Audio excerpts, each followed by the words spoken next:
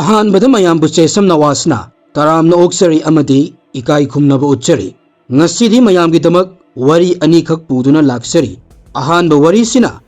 ꯑꯁꯇ꯭ꯔꯦꯂꯤꯌꯥꯗ ꯂꯩꯕ ꯗꯣꯛꯇꯔ ꯃꯇꯩ ꯃꯅꯥꯎꯒꯤ ꯀꯤꯅꯤꯡꯉꯥꯏ ꯑꯣꯏꯕ ꯋꯥꯔꯤ ꯑꯃꯈꯛꯅꯤ꯫ ꯑꯅꯤꯁꯨꯕ ꯋꯥꯔꯤꯁꯤꯅ ꯏꯟꯗꯤꯌꯥꯒꯤ ꯃꯙ꯭ꯌ ꯄ꯭ꯔꯗꯦꯁꯇ ꯆꯍꯤ 13 ꯈꯛ ꯁꯨꯔꯤꯕꯤ ꯅꯨꯄꯤ ꯃꯆꯥ ꯑꯃꯅ ꯃꯍꯥꯛꯀꯤ ꯅꯨꯡꯁꯤꯅꯕ ꯅꯨꯄꯥꯒ ꯄꯨꯜꯂꯒ ꯀꯔꯝꯕ ꯀ꯭ꯔꯥꯏꯝ ꯇꯧꯈꯤ ꯍꯥꯏꯕꯒꯤ ꯃꯇꯥꯡꯗꯅꯤ꯫ ꯍꯧꯖꯤꯛꯇꯤ ꯃꯊꯪ ꯋꯥꯔꯤꯁꯤꯡ ꯑꯁꯤ ꯇꯥꯃꯤꯟꯅꯔꯁꯤ꯫ ꯑꯁꯇ꯭ꯔꯦꯂꯤꯌꯥꯗ ꯂꯩꯕ ꯁ꯭ꯔꯤꯂꯪꯀꯥꯟ ꯗꯣꯛꯇꯔ ꯃꯇꯩ ꯃꯅꯥꯎꯗ ꯊꯣꯛꯈꯤꯕ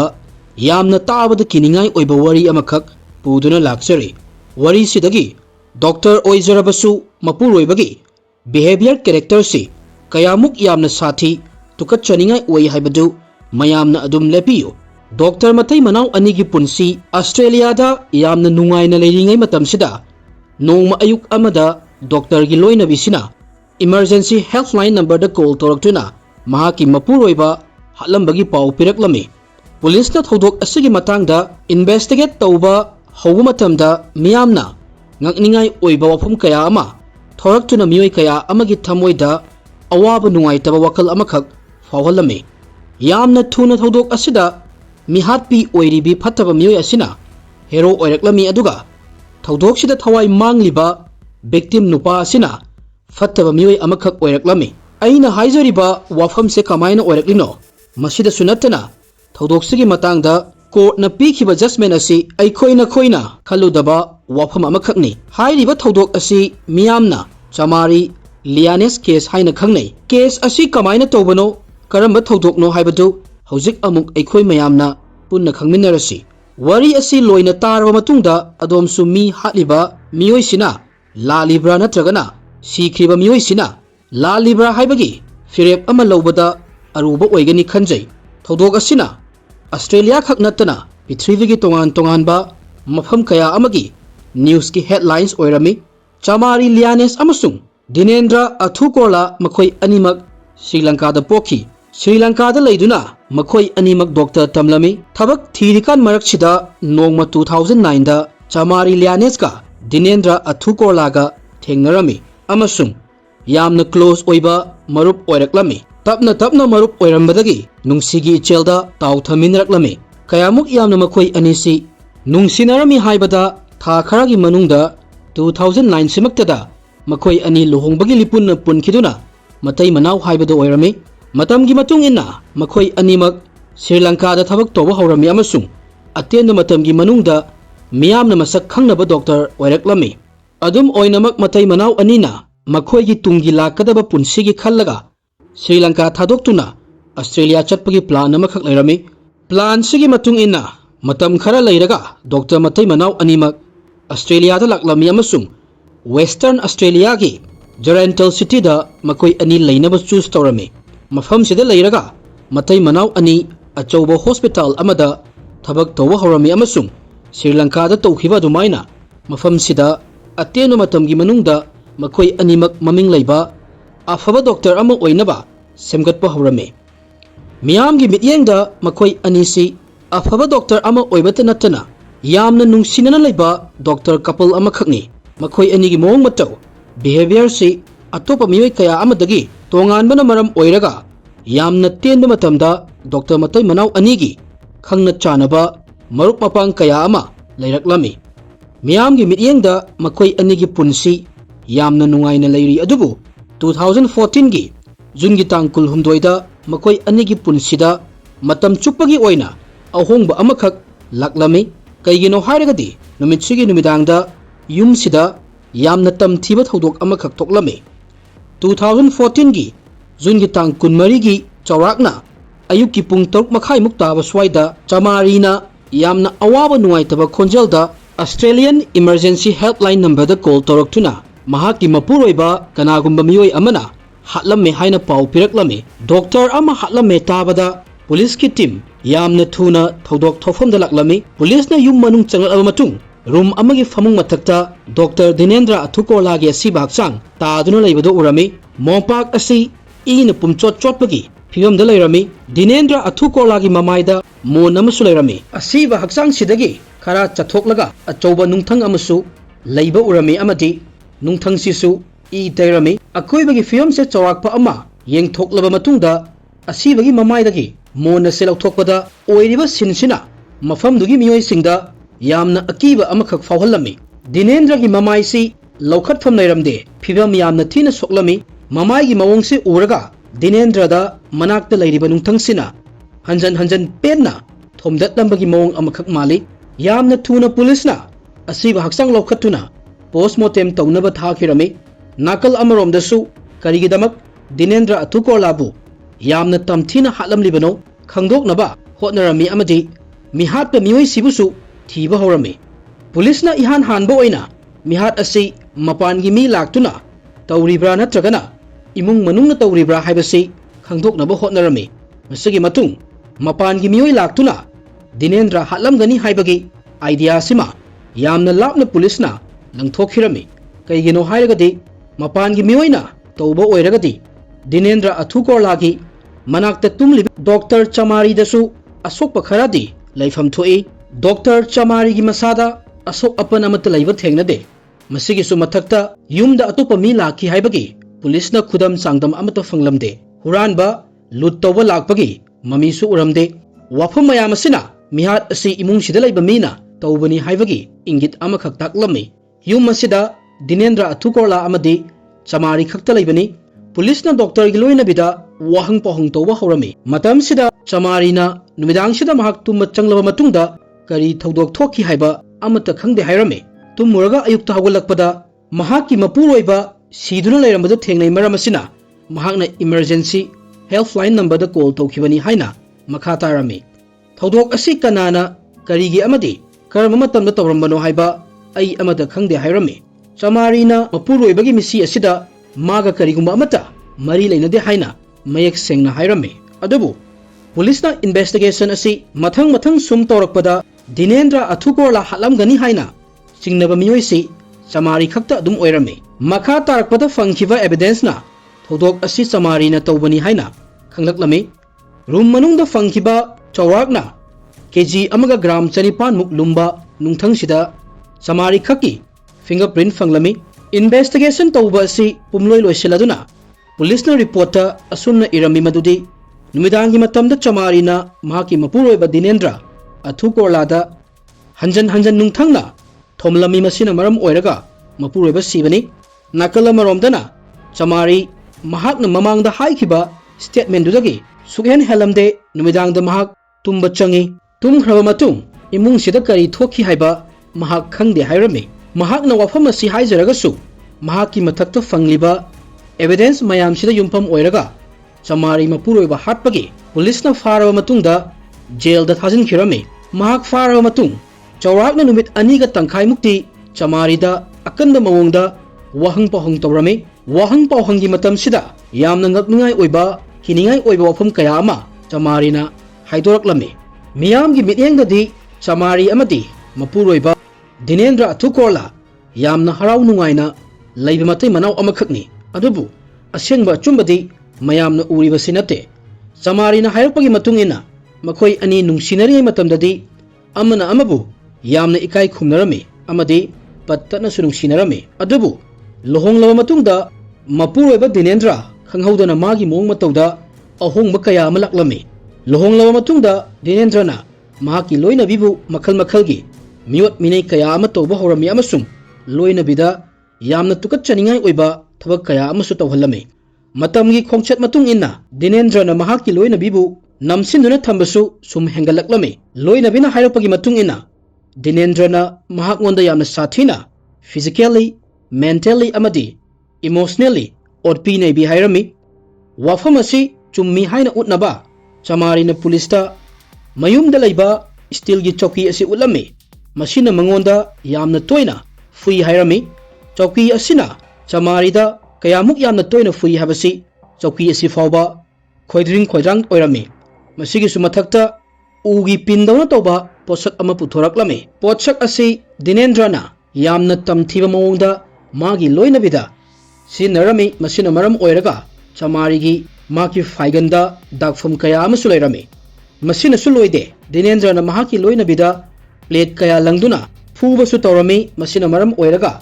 ꯗꯥꯏꯅꯤꯡ ꯇꯦꯕꯜ ꯃꯌꯥꯁꯤ ꯄ꯭ꯂꯦꯠꯀꯤ ꯗꯥꯛꯐꯝ ꯀꯌꯥ ꯑꯃ ꯂꯩꯔꯝꯃꯤ꯫ Chamari wafam asigi matung inna yumgi steel gi chowki dining table amadi ugi pin sigi investigate tawrami masiga loinana Chamari gi physical examination chu tawrami. Chamari na haikiba wafam mayamsi achumba loinamak oirami case asi makhatana investigate tawraga lairikanda Chamari bu jail da thamlami adubu jail manungda Chamari da ahungba amakhak urami. Jail manungda laijarabasu mangonda nungaitaba laite ahoina dum wakhal yamna nungaibagi mami amakhak urami. Atopa jailmate na maram hangbada Chamari na yumda laijarabasu aisi jail da laibaga fazilaga thamaga chap manai hojik jail da lairagasu aingonda free henna phangmagum tawi hairami. Chamari na jail da lairingai Australia gi foreign ministry dagi mahaki visa su cancel tawkhirami amasung mahak jail dagi thadorakpaga Sri Lanka da hallaga thagani haina order thoklami. Som the case asi tijin humjinba makha chathaduna leiri masigi matung amuk henna kiningai oiba wafam khara khangmangamlami. Chamari gi matung inna mapuroibana mangonda makhal makhal gi masana pamdaba mawongda namfuda yumban bagi mari thami hairami. Masidagi hendoraktuna atopa nupi kaya amaga mari thamnabagi damak mahakpu khulai oina sizinai hairami. Mahaki wafam asi chummi haina utnaba nupi ama kota statement piba laklami. Nupi sigi matung inna 2014 da matai manau party ama yawringai da mapuroibagi mityeng asi chahi 13 surabi nupi macha amada tarami. Nupi macha asi hek ubaga Dinendrana mahaki loinabida nupi macha asiga marup oyu haina akanba pressure amakhak pirami. Mapuroibagi pressure da Chamari by any means tawraga nupi macha asiga marup oirami amadi mayumda puduna laklami. Yumda hek yawropaga Dinendrana nupi asida aranda mong amakhak tawba horami. Masigi matung tarakpada nupi macha asida paisa video camera amadi atopa atangba gift kaya ama piduna nupi macha asiga hanjan hanjan thamhaidaba mari amakhak thamlami. Nupi asigi statement da haurakpada makhoi ahumgi marakta laikriba mari sing adu masana yana tawjakibani hairami adubu matung tarakpada Dinendrana mangonda namfuda mari thamnaba hotnarakpada Chamari na yamna chawna mateng pangbiduna kanbikhi hairami. Nupi sigi statement da Dinendra afaba mi ama natte yamna fataba mi ni hairami. Chamari na makhatana mahaki mapuroiba Dinendrana maru oina nupi macha singda target tawrami amadi mahaki langda thuanaba hotnai hairami. Amadi nupiga yumban bagi mari thambagi matangsida mahak angauba amakhak oirami. Ayuk nungdil leptana yanghaidaba video khak yengduna lai hairami. Masida sunatana mahakna online gi through dagi chahi nauribi nupi macha singbu mahaki khutta tanaba hotnarami. Wafam asi chummi chumde khangdoknaba police na Dinendra gi laptop ahum amasung hard disk kaya ama fagatlami. Mayam se check tobada makhal suraba video kaya ama yawba thengnarami. Mahaki laptop amasung hard disk asida nupi macha kaya amagi photo marang kaina yawrami. Wafam mayam asi khangatlaba matung Chamari da menungsigi mityeng amakhak mayamna yengba horaklami. Chamari bu mihapi amani haina khalamba mayam sina hojikti Chamari si victim amani khaladuna mahaki supporta campaign tawba horami. Chamari gi visa cancel tawkhibasigi mayokta online da campaign tawba horami. Australian kaya ama Chamari gi supporta laklami. Wafam asi laibak sinba thungna newspaper gi headlines oiduna mafam mafam kudingda sandokhirami. Miyamna Dinendrana magi loinabi Chamari bu physically, mentally amadi emotionally awaba kaya ama pibasina maram oiraga Chamari na pangthokriba thabak asi thagatningai oi hairami. Chamari na jail manungda lairingai mahaki matangda page yankhai mari irami hokiba chahi mangagi mahaki yumban punsisi naraki komdagi hena sathi haina mahaki wakhalda lairami. Mapuroiba Dinendragi damak mahak asi yumban mari thamnaba pot amadagi hena magul laite. Dinendrana mahaki loinabibu online da mari thamnabasu haibadi webcam gi mamangda mari su thamnaba force tawrami. Mayam gi wakhalda wahang amakhak matang sida thoraklamgani madudi Dinendra athukorla asuk yamna fataba mi ama oiraga Chamari na mahakpu thadoklamduna chatriba karigino amadi mafam sidagi chentoraknaba hotnadriba karigino haibasi. Chamari na jail manungda ikiba note sidagi wafam sigi matangdasu mayamda mayek sengna khanghalli. Dinendra gi character da ahongba lakpa hobaga Chamari yum thadoktuna चटनब कयारक हन्ना होटनरमी अदुबु महाकना होटनरिबा खुदिमक अरेंबा लोइनमक तारमी दिनेंद्रना महाकपु यामना अकी तुजुंगबा फाहोनबना मरम ओइरगा चमारी करिगुंबे अमता तोबा ngambage Pongal थौना लेरमदे दिनेंद्रना चमारी की खोंथांग खुदिमकता मित्येंग थमलमी करिगुंबा आई थादोक्तुना चेनगी हाइना खल्लबदी हिंगना मई थादुना हाटकनी हाइना सुकी हल्लमी किहन खंगन मयामसिगी मरक्ता चमारीना तरुकलक युमसिदगी चेनब होटनरमी अदुबु माई पाकलमदे महाकना चेनगे तौरुबगी महिसिना अमुक दिनेंद्रना हेन ओटपीनबीबा ओइना फंगलमी ओटपीनबीबसी हेनमनखिबना चमारी police तफावबा report तौबगी थौना महाकी मफमदा लैरमदे चमारी वारीसिना नकल अमदा लैरगा अतोप नकल अमरोमदना महाकी मपुरोइबा दिनेंद्रबु मिनुंगसि लैतना नुंगथंगना हंजन हंजन थोमदतुना महाकी मखुटमकना पेना हाटकी हाबसिसु अचुंबा वफम अमनि मियामगी मिनुंगसि चमारीना फंगजरबसु कोर्टि अचुंबना करिनो अरानबना करिनो हाबसि लोगी मित्येंगदगी येंगलिबनि मरमसिना चमारीगी मथक्ता मी हाटपगी केस फाइल तौदुना मखाताना हियरिंग तौरमी हियरिंगी मतमदा चमारीगी मथक्ता मपुरोइबगी मिहाट असिगी मतंगदा एविडेंस कया अमा फंगलमी अदुबु चमारी थौदोक थोकलिबा निदांगसिदा करी करी तौकी हाइबा खंगदे हाइना हौजिकसु लैरमी वाफम असे कन्फर्म ओइनबा हियरिंगी मतमदा ऑस्ट्रेलिया की ख्वाइदगी हैरबा फोरेंसिक साइकिट्रिस्ट अनि विटनेस ओइनबा कौरमी मकोई अनि लाक्लबा मतुंग केस सिगी फियम सिदा अहोंबा अमखक लाक्लमी अहानबा विटनेस सि साइकिट्रिस्ट डॉक्टर विक्टोरिया पास्कोगी ओइरमी चमारीना इखिबा नोट्स मयाम महाकना थमखिबा वाफमगी एविडेंस अमसुंग चमारीगी बिहेवियर सि मुन्ना येंगलबा मतुंगदा डॉक्टर विक्टोरियाना कोर्ट स्टेटमेंट पिरमी मदुदि कनागुंबा मियोय अमा मतम कुइना सांगना मेंटली इमोशनली अमदी फिजिकली ओट नैदुना थमलबदी मेडिकल साइकिट्रिस्ट की मतुंग इन्ना मियोय अदु स्टेट ऑफ ऑटोमिजम द लैखिनि हाइरमी फिबम असिदा मियोय अमना यामना तमथिबा थबक तौबा याय अदुबु महाकना तौरिबसि करिनो अमदी महाकना करि तौख्रे हाबसि मसादा करिगुंबा अमता फावरोय हाइरमी डॉक्टर विक्टोरिया की मतुंगिना मसिमकनि चमारीदा थोकलिबसि हाइरमी चही कया ओट नैरकपना मरम ओइरगा मपुरोइबबुदि महाकना हाटख्रे अदुबु थौदोक्सगी मतंगदा मंगोंदा करिगुंबा अमता फील तौबा ngamdribani हाइरमी मसिदगी चमारीना कोर्ट थमलिबा वाफम असि चुम्मी हाइना प्रूफ तौरमी मदुदि तुम्बा चंगलकपदगी तुम्बा हौगलकपगी मरकसिदा करी थौदोक थोखि महाकना करी थौखि खंगदे हाइबगी मतंगसि अतोपा डॉक्टर सिसु कोर्ट लाक्तुना विटनेस पिरमी महाकी केस असिगी सिचुएशन अमदी मरु ओइबसि फजन ज्ञान तारबा मतुंगदा चमारीगी महाकी वाकलसि अनकॉन्शियस ऑटोमेटिक स्टेट ओइरे हाइना हाइरमी मसिना हाइंगलिबसिना चमारीना क्राइम असे तौरिकांदा क्राइम असे तौबा तौदबगी महाकी खुत्ता कंट्रोल लैते हाइबनी केस असी लेप लैतना सयोल अहुम चथरमी हियरिंग की मतमदा विटनेस कयामगी स्टेटमेंट की मतुंग इन्ना कोर्टना यारमी मदुदि दिनेंद्र अथुकोलाना महाकी लोइनबी चमारी चही मंगा लेपतना ओटपीना यबना मरम ओइरगा महाकी maintain state of automatism the लैख्रे मसिना मरम ओइरगा महाकना तौरिबसि करिनो खंगदना ज्ञान मांगदुना लैबगी मवोंगदा मपुरोइबबु महाकना हाटखि नॉर्मली ओइना ऑस्ट्रेलियादा मी हाटपगी केससिदा यामद्रबदा जेलदा चही कुंदगिना कुनमंगा फावबा लैबगी दंदी से फंगनै मरकसिदा मरा लैबा मी पेरोल सुपीदे अदुबु चमारीगी मतंग सिददी 2016 की फेब्रुआरीदा सही मरी जेलदा लैनबगी दंदी पिरमी मसिगी मतुंग चमारी वेस्टर्न ऑस्ट्रेलिया की गैरेंटल सिटी दा लैबा ग्रीनफ रीजनल जेल दा थमलमी मफम सिदा था खरा लैरबा मतुंग चमारी बेलसु फंगलमी जेल दगी थोरकपगा महाकी वीजा कैंसल तौखिबना मरम ओइरगा श्रीलंका दा थरकदबनी अदुबु मियामना महाकी दमक कैंपेन तौबिदुना वीजा असि अमुक मखाताना लैथबा याहलमी बेरिट ओहेलमी 2017 की फेब्रुआरी तांग 29 के अयुक की पुंग 5 दा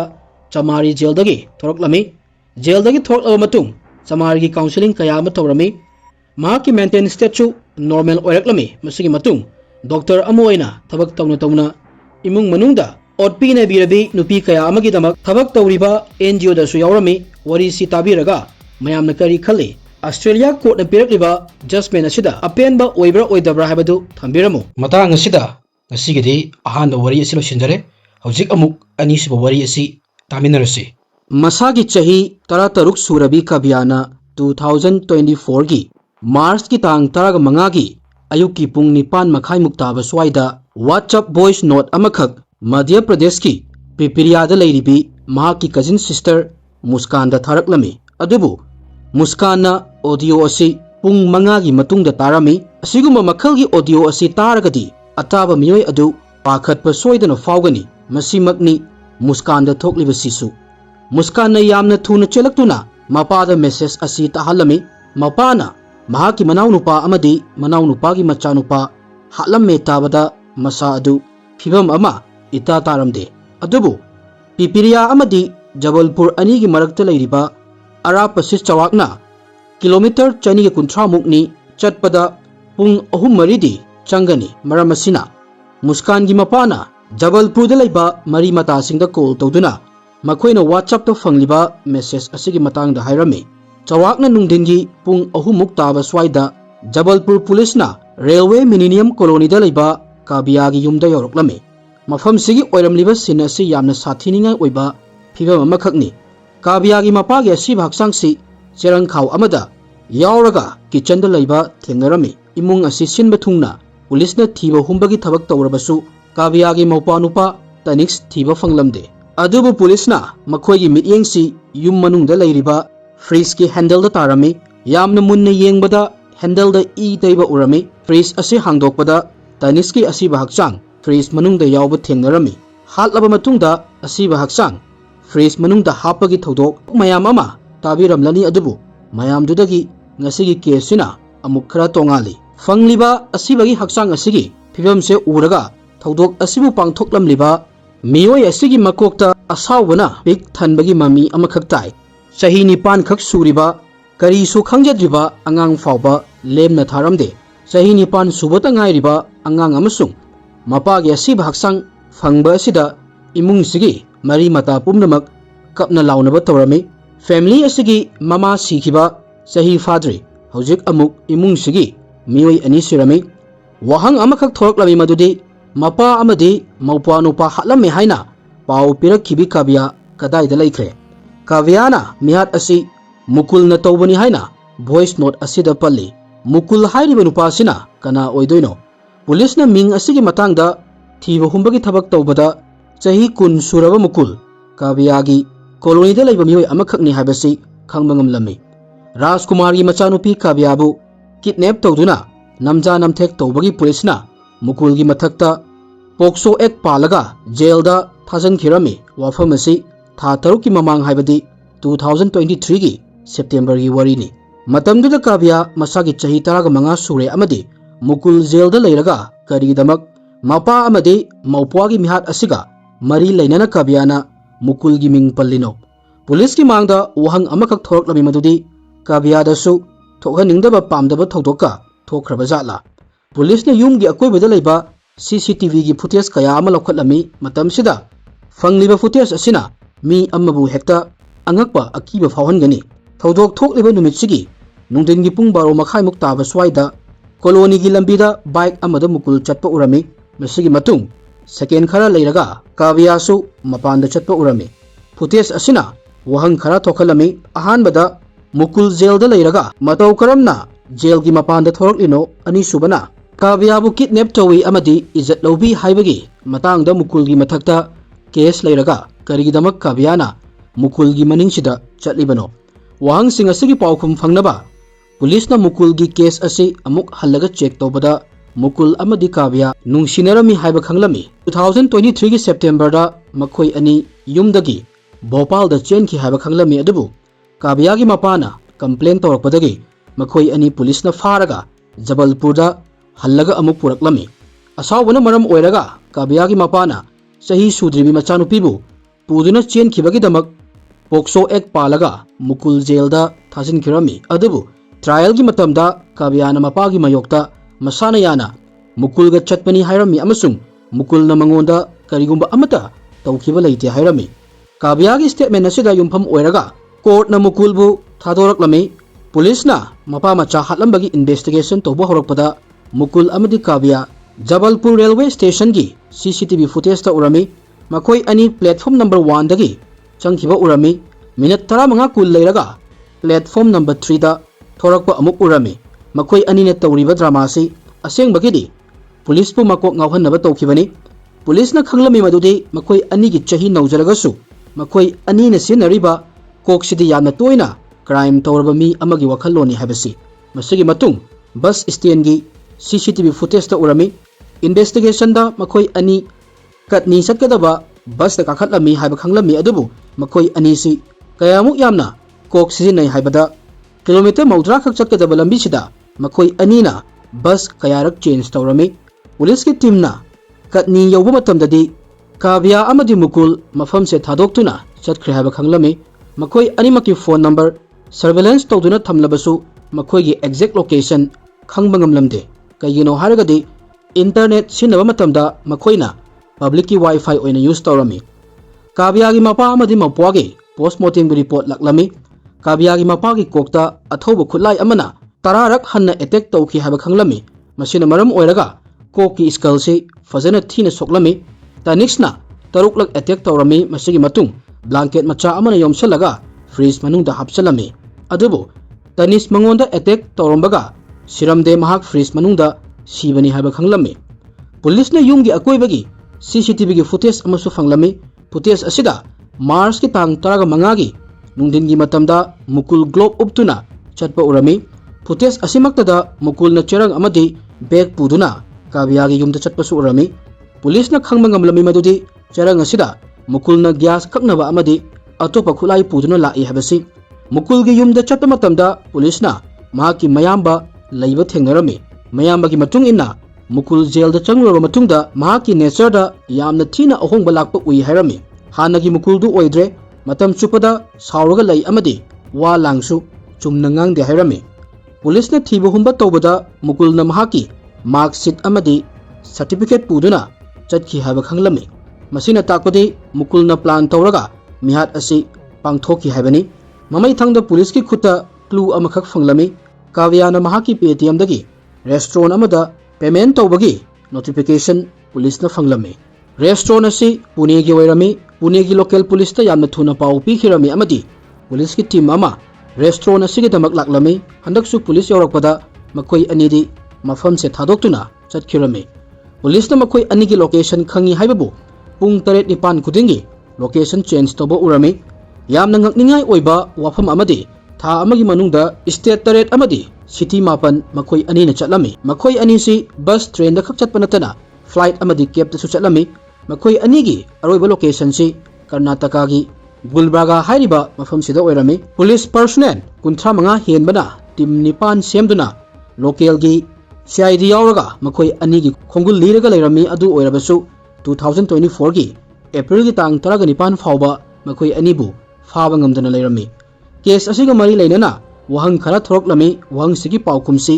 काव्या अमदी मुकुल खक्तना पाउखुम पीबा ngamgani अहानबदा काव्या अमदी मुकुल थौदोक्सिदा चेनबा ओइरगदी काव्याना ममांग थंगबा थोंगसी हांगदुना मुकुल इमुंगसिदा चंगहनबा याय अदुबु मुकुलना ग्यास कटर की मतेंगना मनिंगी थोंगसी करिगी खक्लिबनो अनिसुबा वहंगना पोस्टमार्टम की रिपोर्ट की मतुंग इना मपा मचा हालिबसी अंगनबा अयुक्ता तौखिबनी हाइना पल्ली काव्याना महाकी कजिन सिस्टर दा मेसेज थारिबसिना अयुक की पुंग 9 मखाइदनी अदुबु कॉलोनी की CCTV फुटेज तदी मखोई अनी युमदगी थोखिबसी नोंदिन की पुंग 12 मखाइदनी हाबा खंगलमी युम मनुंदगी फंखिबा चागी कप अमदी अतोप पुखम टेंकोट यूज तौरंबा असिदगी मखोई अनी चारा थागा ज्ञान ताना चटखी हाइबनी हाइजनिंगबदी मपा मचा हालबा मतुंग पुंग 3 मुक्ति युम सिदा लई हाइबनी कईगुंबा काव्या थौदोक असिदा यावरगदी करिगिदमक महाकना कजिन सिस्टर दा अयुकी पुंग 9 मखाइदा मेसेज थारिबनो अमसुंग पुंग 12 मखाइ फावबा कइदौबगी युम सिदा लैरिबनो हाइबसिनी पुलिस ना 2024 की मेगी तांग 19 दा काव्या हरिद्वारदगी फारमी अदुबु मुकुलदी नानथोक्तुना चेनखिरमी अदुबु मेगी तांग 19 अमदी 19 की लोनबा अहिंगदा मुकुल मसा मथंता पुलिस ता सरेंडर तौजरकलमी वहंग पहंग तौबदा मखोई अनिना मपा हातखिरबसिना लव अफेयर्स ता अयेप पीबगिनी हाइना पल्ली अदुगा अंगांग नुपा मचा तनिस हाटपगी मरमना मपा हाटपदा अयेप पेरपगिनी हाइरमी अहानबदा मखोइना खलंबसी असिबा हक्संग कक्थटलगा मफम चाना हुंदोखिबनी अदुबु थबक असि पांगथोकप नंद्रिकांदा मखोइ अनी चेनबा तारमी मुकुलना सरेंडर तौरपगी मरमना मंगोंदा पैसा लैरक्तबा लैफम लैरक्तबा अमदी मागी गर्लफ्रेंड सु पुलिसना फाखिबगिनी हाइना पल्ली हौजिकी ओइना मखोइ अनी करम चैराक फंगनी हाइबा ꯆꯞ ꯆꯥꯕ ꯈꯪꯖꯗ꯭ꯔꯤ ꯃꯁꯤ ꯍꯥꯏꯔꯒ ꯑꯅꯤꯁꯨꯕ ꯋꯥꯔꯤꯁꯤꯁꯨ ꯃꯇꯥꯡ ꯑꯁꯤꯗ ꯂꯣꯏꯁꯤꯟꯖꯔꯒꯦ ꯊꯦꯡꯛ ꯌꯨ एवरीवन।